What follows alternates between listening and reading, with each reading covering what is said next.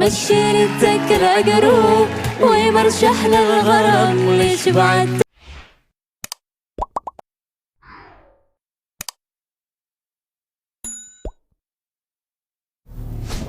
Mewujudkan ambisinya, Presiden Soekarno mencari dan meminta para dermawan dan orang kaya seluruh Indonesia untuk ikut membantu.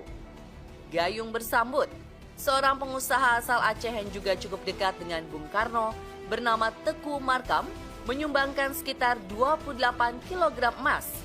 Tak diketahui apakah emas sumbangan itu yang melapisi puncak tugu atau dijual untuk biaya pembangunan fisik.